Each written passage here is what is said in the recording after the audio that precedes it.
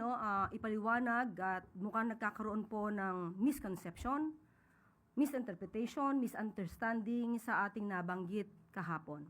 Unang-una ay wala po tayong sinisisi na mga guro. Ito ay pagpapaalala sa ating mga kagalang-galang na mga guro kung ano po ang kanilang malaking role bilang tagahubog ng magandang kaugalian, lalong-lalo na sa mga kabataan. Ang ating pong sinabi ay ito po. Dapat na ang mga kabataan natin ay naggagabayan. Hindi lamang ng kanilang mga magulang, kundi sa kanila mismong paaralan. Tama naman po yun.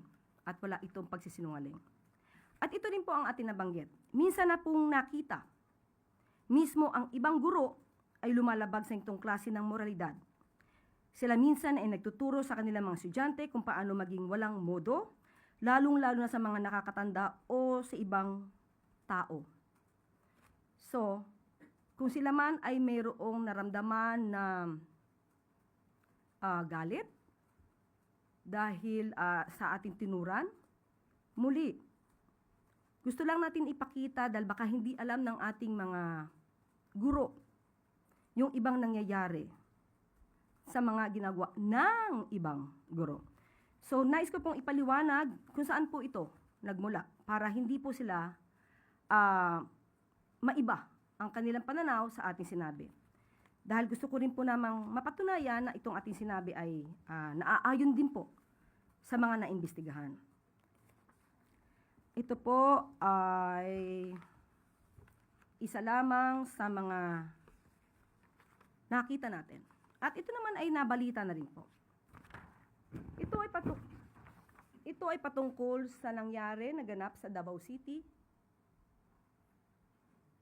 kung saan may mga, hindi ko na po babanggitin kung saan eskwelahan. Dito po ay mga estudyante mismo, may mga sinasabi habang nandoon ang Pangulo.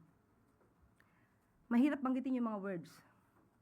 Hindi katanggap-tanggap para mga kabataan ang magsalita ng ganito. So, ibibigay ko na lang siguro sa inyo kung ano yung mga sinabi nila. Yung isa nag-start sa letter B, yung isa nag-start sa letter Y, yung isa nag-start sa letter M and H. So, mga salitang hindi sana namumutawi sa ating mga kabataan. Ako mismo ang nagkipag-ugnayan kay Secretary Sani Angara patungkol po dito. At nung una po ay nagkaroon ng pag-deny ang pamunuan. Ngunit nung mas malalim na pag-iimbestiga, nalaman natin ang katotohanan patungkol sa mga ginawa ng mga estudyante. At isa pa po ito, maliban po dito, at ngayon po ito ay under investigation pa rin po. Isa po itong video na gawa ng isang guro. Di na po namin babanggitin kung sino po ito at kung anong paaralan. Dito po, mismong estudyante niya, ang tinuruan niya ng mga salitang mapang-insulto. At ako rin po ang nakipag-ugnayan mismo kay Secretary Sani Angara upang ito ay ma-call out, malaman kung ang video na ito ay verified, kung totoo. At umamin po ang guro na totoo niyang ginawa.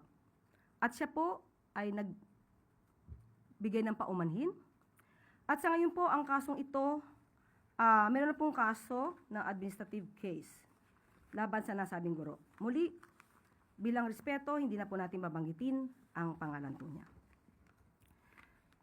At dahil po dyan, sa pangyaring yan, ay naglabas po ng reminder on responsible use of social media by all DepEd personnel. Ito po ay nilabas noong August 11, 2026 ng DepEd mismo.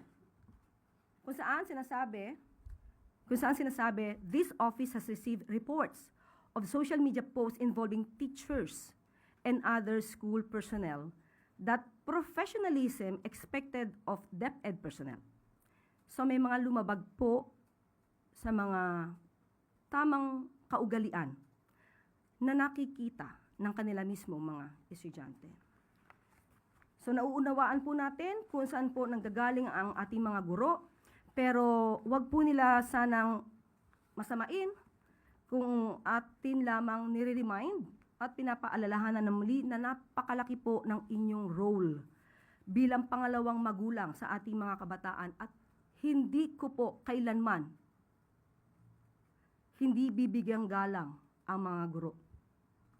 Dahil ang aking ina, hindi pa po ako pinapanganak, ay isang public school teacher sa Malolos Marcelo H. Del Pilar High School.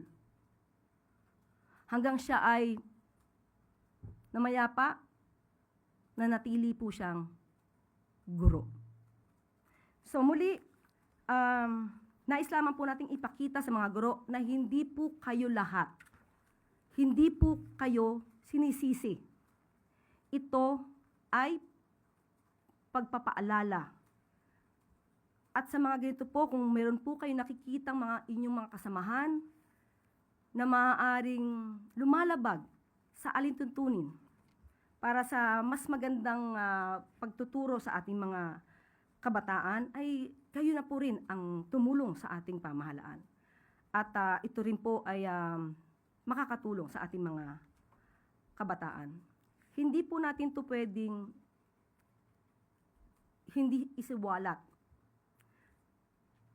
Kailangan din pong malaman ng ibang mga magulang kung ano yung nangyayari sa ating mga paaralan.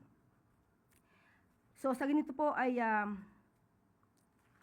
nais po nating sabihin sa ating mga guro, napakalaki po ng inyong mga katungkulan para sa paghubog na magandang kaugalian, magandang asal or magandang attitude sa ating mga kabataan. At sa ACT Teachers Party List, hindi po ito paninisi. Sana ilagay po natin sa tamang konteksto ang aking sinabi. Hindi ito pag-atake sa mga guro. So, simple lamang po, ang ating mga guro, maaari po nating turuan ang ating mga estudyante kung paano magbigay ng tamang pagpapahayag. Kung meron silang sasabihin against the government, karapatan po yan.